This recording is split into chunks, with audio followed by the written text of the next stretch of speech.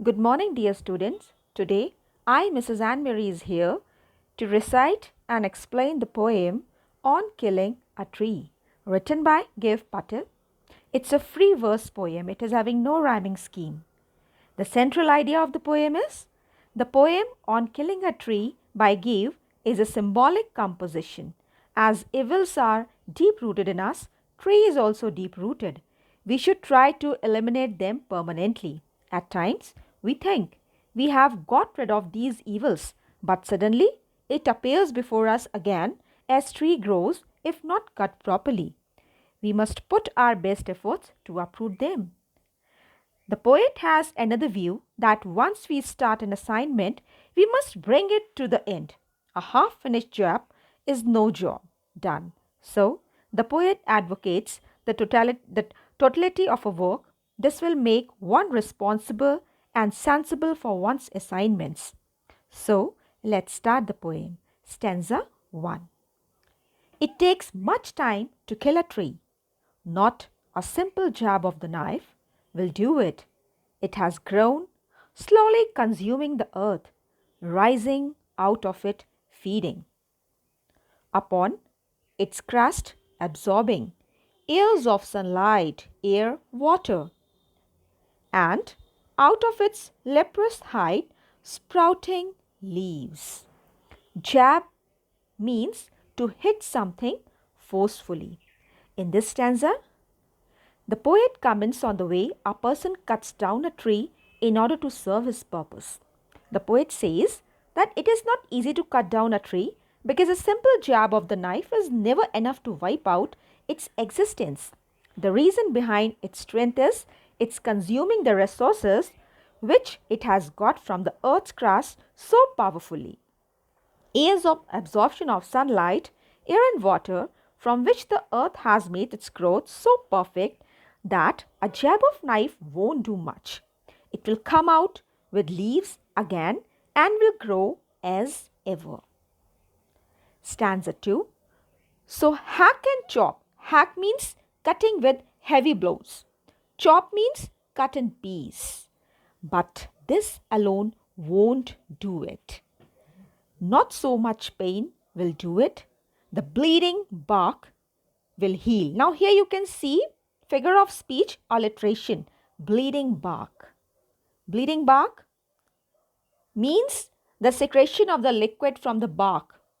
When it is cut with a sharp object, it's always come out. I think you all have seen that. And it is alliteration because we have used consonant bleeding bark BB. It's repeated here.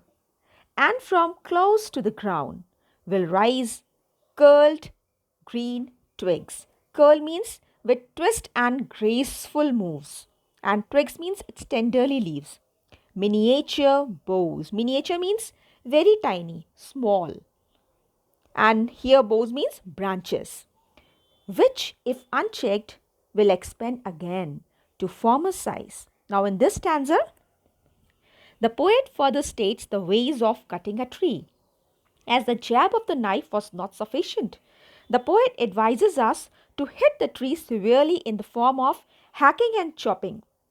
But the poet contrasts that even that won't be enough to kill the tree. This hacking and chopping would raise a pain to the tree but not good enough to kill it. The bark will leak out with the liquid secretion, but over a period of time it gets healed. Then the fighting spirit of the tree will make it alive again. From close to the ground, it will start a new life again by giving rise to new leaves and small branches. These will make the tree so glorious again that it will acquire its former size. Therefore, it is not easy to cut or kill a tree. Stanza 3. No, the root is to be pulled out. Pulled out means to take out from somewhere by force.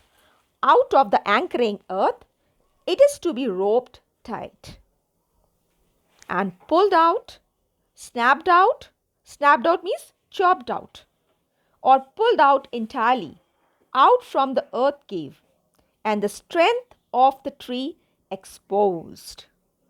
And the strength of the tree exposed. Exposed means subjected to one's limitations.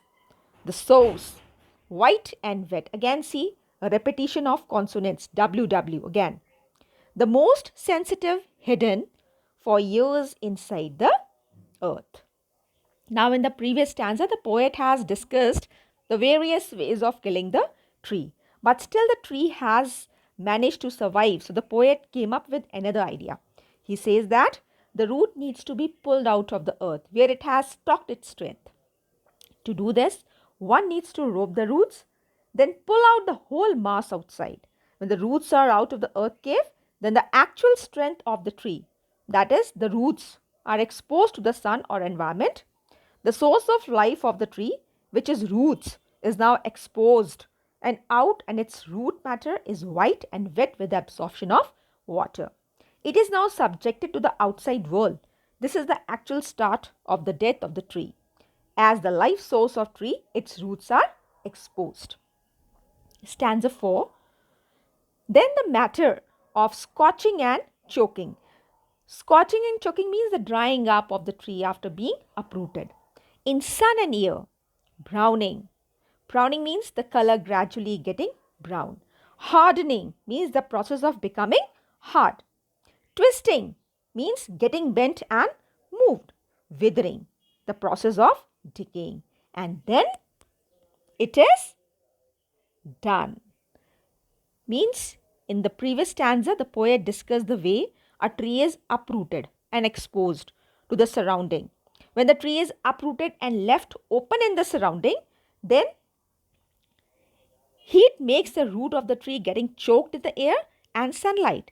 Heat makes the root brown, which was white earlier, and hardens it by soaking all the moisture content. Then the root starts twisting from its original shape and finally gets withered from its part. Now this brings the actual end of life of the tree, and that is how it is done in the end. Now the poet takes us into a detailed account of how we kill a tree.